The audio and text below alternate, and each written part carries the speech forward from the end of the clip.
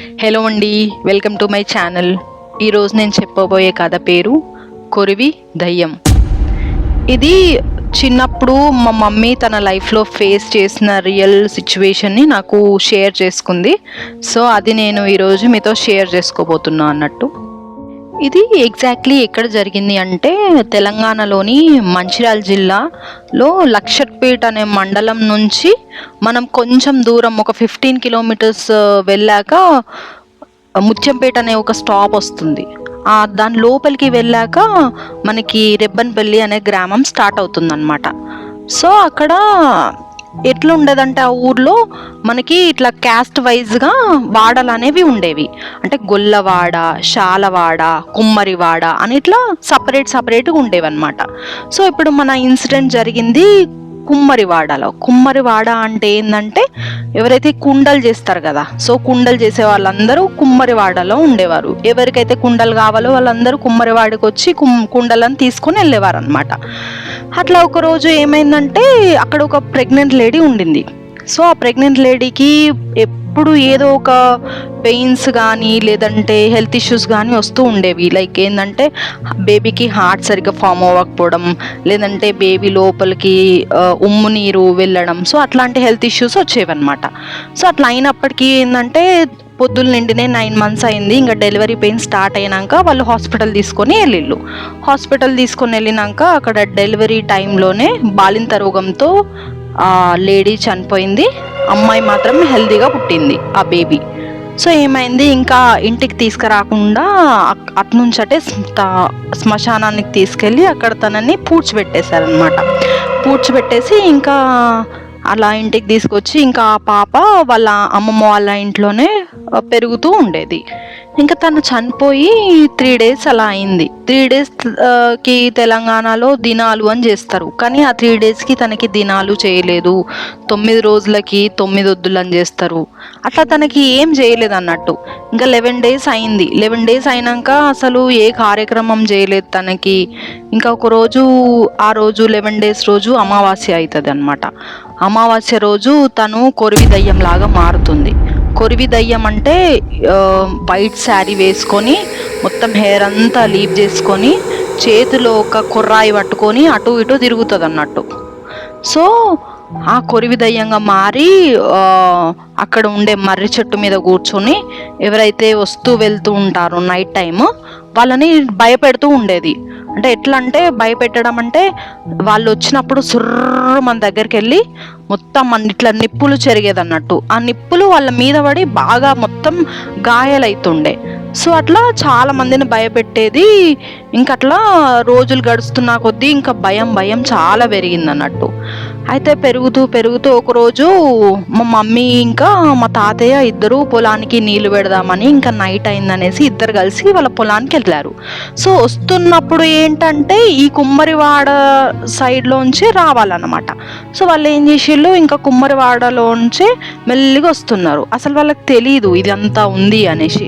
ఇంకా మెల్లిగా వస్తుంటే ఏమైంది, ఆ చెట్టు మీద దయ్యం ఉంది కదా, చూసుకోలేదు. ఆ దయ్యం వీళ్ళని గమనించి ఒకటేసారి సుర్రుమని వాళ్ళ దగ్గరికి వెళ్ళి మొత్తం ఇట్లా నిప్పులు చిమ్మేసరికి మొత్తం మా మమ్మీకి ఇంకా మా తాతయ్యకి మొత్తం ఒళ్ళంతా గాయాలైనాయి.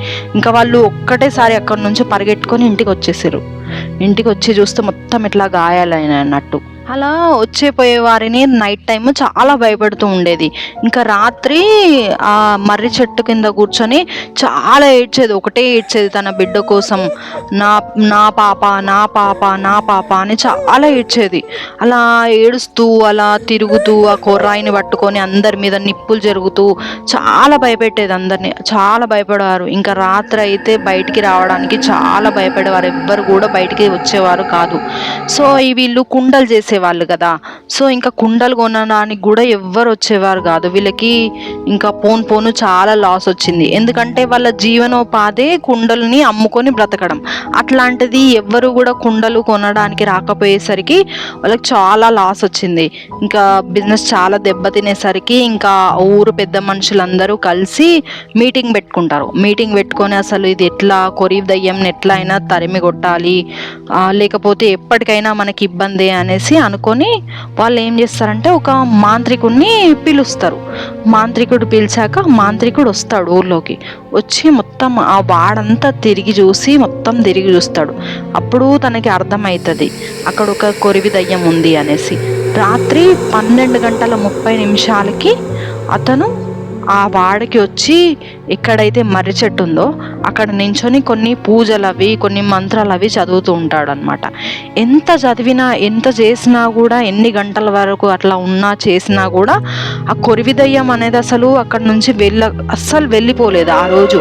ఇంకా సరేలే నెక్స్ట్ డే వచ్చి చేద్దాం అనేసి అట్లా కంటిన్యూస్గా 10 days వరకు అదే రిపీట్ చేసిండు. ఎంత రిపీట్ చేసినా ఎన్ని మంత్రాలు చేసినా కూడా అది అక్కడి నుంచి వెళ్ళలేదు.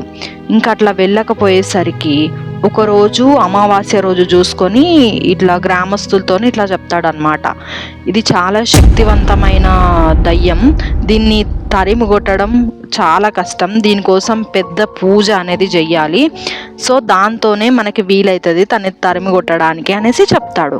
సో దానికి కావాల్సిన సామాగ్రి కూడా మొత్తం లిస్టు చెప్పేసి వెళ్ళిపోతాడు.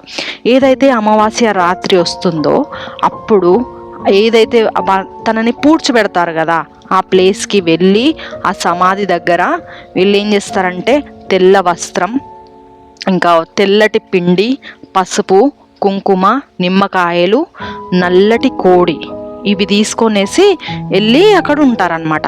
అప్పుడు మాంత్రికుడు వచ్చి ఆ సమాధి పక్కనే కూర్చొని అక్కడ తెల్ల పిండితోని మొత్తం ముగ్గేసి దాంట్లో పసుపు, కుంకుమ, నిమ్మకాయలు ఇవన్నీ మంచిగా అరేంజ్ చేసి పెడతాడు. పెట్టి ఇక పూజ స్టార్ట్ చేసే ముందే నల్ల కోడిని కట్ చేసి దాని రక్తం ఏదైతే ఉంటుందో అదంతా తన సమాధి చుట్టూ మొత్తం ఇట్లా సర్కిల్ చేస్తాడనమాట. సర్కిల్ చేసి ఇంకప్పుడు పూజ స్టార్ట్ చేస్తాడు.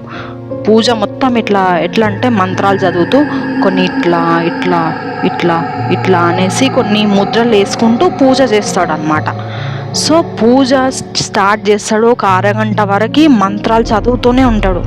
చాలా కాన్సన్ట్రేషన్తో మంత్రాలు చదివి ఆ అరగంట తర్వాత ఒకేసారి గట్టిగా ఆవాహయామి ఆవాహయామి ఆవాహయామి అని 3 సార్లు అంటాడు. అలా 3 సార్లు అనేసరికి ఆ కొరివి దయ్యం ఏదైతే ఉందో అది వచ్చి ఆ ముగ్గులో కూర్చుంటుంది. ముగ్గులో కూర్చోగానే అప్పుడు అడుగుతాడు, అసలు నువ్వెవరు, ఎందుకు వచ్చావు ఇక్కడికి, ఎందుకు వీళ్ళని ఇంతగానం భయపెడుతున్నావు, నీకు అసలు ఏం కావాలి అనేసి ఆ మాంత్రికుడు అడుగుతాడు అనమాట. అప్పుడు ఆ కొరివి దయ్యం చెప్తుంది ఏంటంటే, నేను ఎప్పుడైతే చనిపోయానో అప్పుడు నాకు సరిగ్గా అంత్యక్రియలు అనేవి జరపలేదు, నాకు దినాలు కూడా జరగలేదు, 11 రోజుల్లో కూడా నాకు ఎలాంటి కార్యక్రమాలు జరపలేదు, అది కాకుండా నా బిడ్డను కూడా సరిగ్గా చూసుకోవట్లేదు, అందుకే నేను ఇక్కడ దయ్యమై తిరుగుతున్నాను అనేసి చెప్తుంది.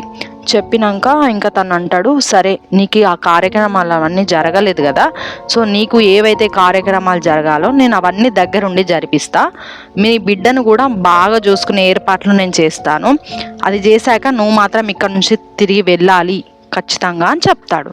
చెప్పాక దానికి ఒప్పుకొని సరే అని చెప్తుంది. చెప్పాక నెక్స్ట్ డే ఇంకా మాంత్రికుడు వస్తాడనమాట. వచ్చి ఇంకా కోడిని కోసి మంచిగా కూర వండేసి ఏదైతే సమాధి ఉందో అక్కడ అన్నం కూర ఇవన్నీ పెట్టేసి ఇంకా అమావాస్య రోజు నైట్ పెట్టేసి వాళ్ళు వెళ్ళిపోతారు. ఇంకా నెక్స్ట్ డే వచ్చేసి ఇక ఏవైతే ఇంకా కొన్ని కార్యక్రమాలు మిగిలి ఉంటాయి అన్నమాట మాంత్రికుడు చేయాల్సినవి, సో అవన్నీ చేసేసి మర్రి చెట్టు ఉంది కదా ఆ మర్రి చెట్టు దగ్గర కూడా కొన్ని తాయిత్తులు కొన్ని దారాలు అవి ఇవి కొంచెం మంత్రాలు అవి చదివేసి అక్కడ బంధన చేసేసి ఇంకా ఊరికి కూడా కొంచెం మంత్రాలు చదివేసి అంతే చేసి ఇంకా వెళ్ళిపోతాడు. ఇంకా అప్పటి నుంచి ఆ కొరివి దయ్యం అనేది ఉండదన్నమాట. ఇది జరిగిన స్టోరీ. ఇది మీకు నచ్చినట్టయితే please do comment, share, like and subscribe. Thank you.